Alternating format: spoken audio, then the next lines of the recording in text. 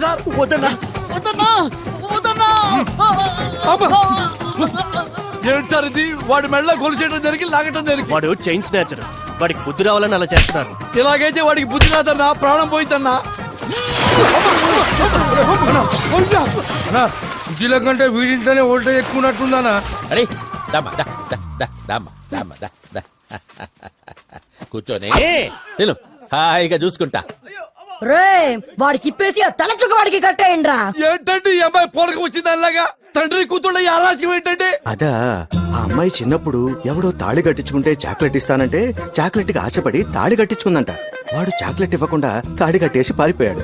దాంతో మగాళ్ళంతా మోసగాళ్ళని మగవాళ్ల మీద కోపం పెంచుకుంది. అప్పటి నుంచి నాన్న సాయంతో ఇదిగో ఇలా పగ తీర్చుకుంటోంది. అవునా? ఆ దరిద్రుడు ఆ రోజు చాక్లెట్ చుట్టే ఈ రోజు మనంతా బతికిపోయేవాళ్ళం కదా. అన్నా ఆ చిన్నప్పుడు చాక్లెట్ ఇవ్వకుండా పారిపోయింది నేనే అన్నా. అబ్బా నువ్వా? అవునా? చిన్నప్పుడు పోలీస్ క్వార్టర్స్ పక్కనే మా ఇల్లు ఉండేది. నాకు అప్పుడు జుట్టు ఫుల్ ఉండేది. నీ వెనక తిన్న టెన్షన్ లో ముఖం మొత్తం నల్లబడిపోయింది. కానీ అప్పట్లో ఫుల్ గ్లామర్ గా ఉండేటోనా. కానీ ఈ పిల్ల ఒక్క చాక్లెట్ కోసం 20 ఏళ్ళుగా ఇంత షాడిస్ట్ అవుతుందని అనుకోలేదన్న. సార్ ఏంది సార్? మమ్మల్ని వదిలేస్తారంటే మీకు సీక్రెట్ చెప్తాం సార్. ఏందదే? చిన్నప్పుడు మీ అమ్మాయికి చాక్లెట్ ఇవ్వకుండా పారిపోయినాడు ఎవడో నాకు తెలుసు సార్. ఎవడ్రా వాడు? వాడే సార్.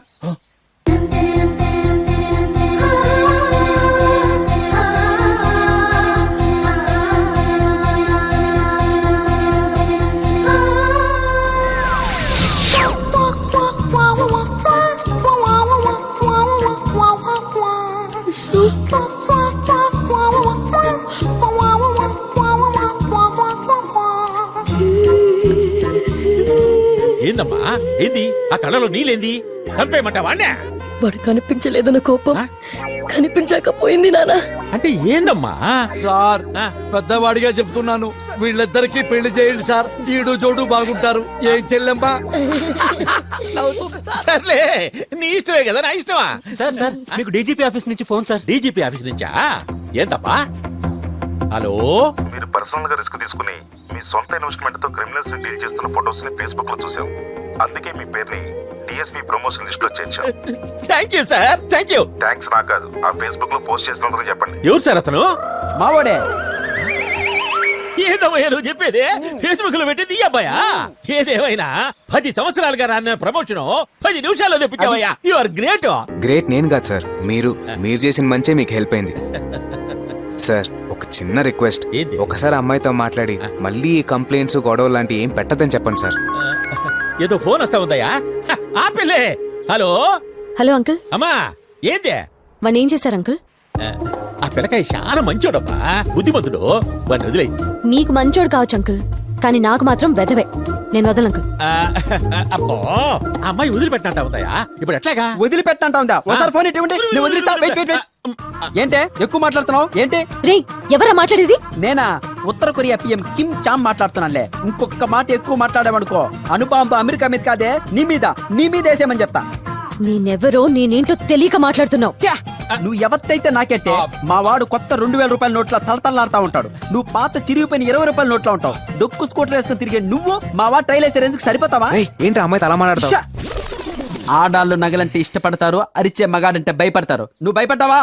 రే చాలా చాలా ఎక్కువ మాట్లాడుతున్నావు. పెట్టే పోనా? నిన్ను వదలను. ఏమా ఇంకా రెడీ అవ్వలేదా? 1 minute డాడ్. ఇది ఎప్పుడు లేటేనండి. రెడీ అయ్యి వచ్చేసరికి ఫంక్షన్ అయిపోతుంది. తొందరగా రెడీ అవ్వవే. ఏ మమ్మీ, ఈ రోజు ఫంక్షన్ కి నిన్న రెడీ అవ్వలేంగా? ఏం డాడీ? కరెక్టే.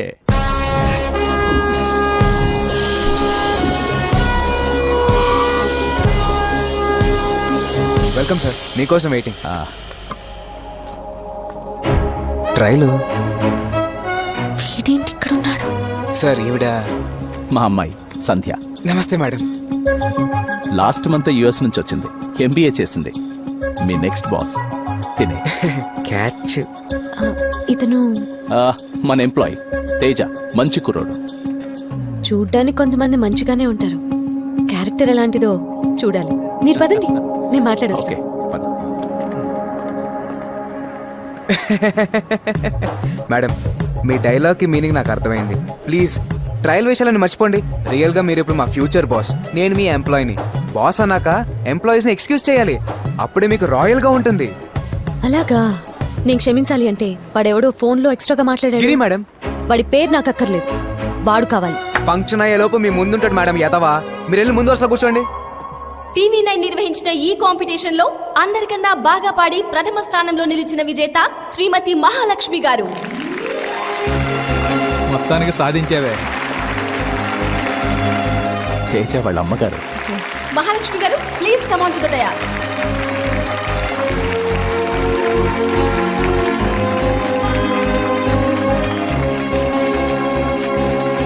మన చీఫ్ గెస్ట్ శ్రీ నందకిషోర్ గారిని మహాలక్ష్మి గారికి 5 లక్షల ప్రైజ్ మనీ చెక్ ని అందించవలసిందిగా కోరుతున్నాం. Please welcome sir.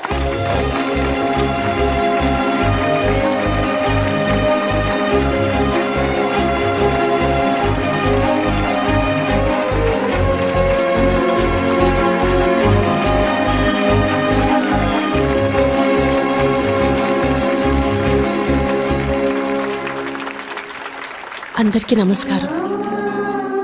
ఈ ఈవెంట్లో నాకు అవార్డు రావడం చాలా ఆనందంగా ఉంది. చిన్నప్పటి నుంచి నాకు పాటలంటే చాలా ఇష్టం. చిన్నప్పుడు పాడదామనుకుంటే ఆడపిల్లవి నీకెందుకు అన్నారు మా నాన్న. పెళ్ళైన తర్వాత పాడదామనుకుంటే ఆడదానివి ఇవన్నీ నీకెందుకు అన్నారు మా ఆయన. వాళ్ళిద్దరూ నాలో ఓ ఆడదాన్ని చూశారు, కానీ నా కొడుకు నాలో అమ్మని చూశాడు, నాలోని హాస్యాన్ని చూశాడు. వీడే ఆ రోజు నాకు ధైర్యం చెప్పి పాడించాడు. ఈ అవార్డు గెలవడానికి కారణమయ్యాడు. వీడు నా కొడుకే కాదు, నా తండ్రి.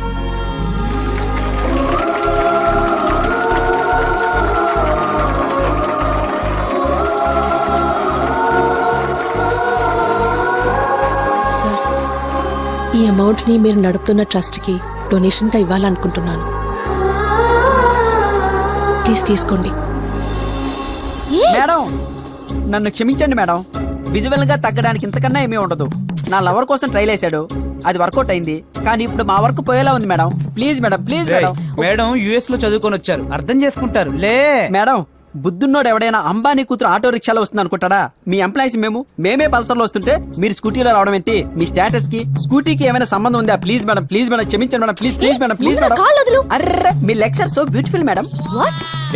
అట్లా అనకూడదురా. అరే, నా బుర్ర పాడైపోయింది. అరే sorry madam.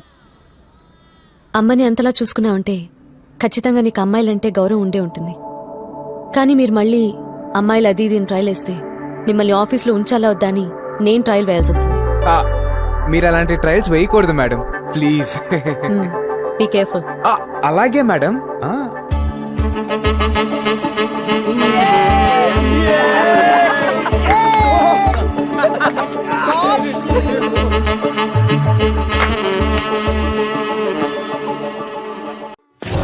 What the hell you are talking? మాకు కావాలంటే ఇచ్చేయాలి, అది ఆస్తైనా ప్రాణమైనా. 10 days టైం తీసుకో. మీ ప్లేస్ లో మేము ఉండాలి. మీ కంపెనీ లోగో విక్కీ భాయ్ అవ్వాలి, విక్కీ భాయ్ అవ్వాలి. మీరొచ్చి మీ ఎదవ బ్యాక్గ్రౌండ్ చెప్పి మమ్మల్ని భయపెట్టాలని చూస్తున్నారా? Get out from. జనాలు మా గురించి బ్యాడ్గా అనుకుంటారు, కానీ న్యాయం అనే పుస్తకం రాస్తే ముందు మాట దగ్గర నుంచి చివరి పేజీ వరకు విక్కీ బాయ్ గురించి మా గురించి రాయాల్సి వస్తుంది. ఊరికేనా అడిగాం? 50 కోట్లు ఇస్తామంటున్నాగా, కావాలంటే కూడా మేమే కడతాం. ఈ కంపెనీ వాల్యూ తెలుసా నీకో? దీని మోరల్స్ తెలుసా నీకో? నీకో కూతురుందని తెలుసు, భార్య కూడా ఉందని తెలుసు. వాళ్ళు బాగుండాలంటే భాయ్ చెప్పినట్టు విను. 10 days నీకిచ్చే టైం.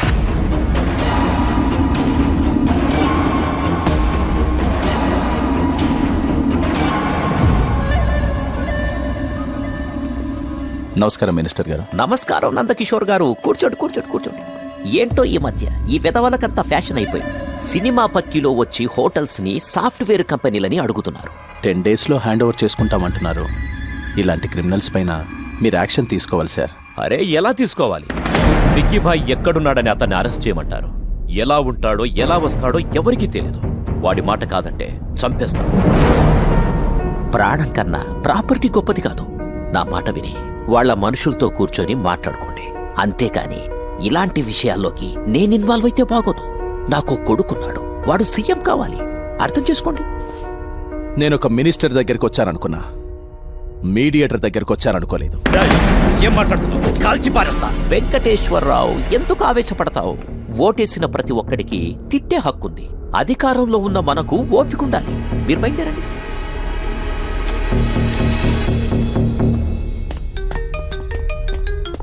హలో అన్న, మన గురించి టీవీలో న్యూస్ వస్తుంది.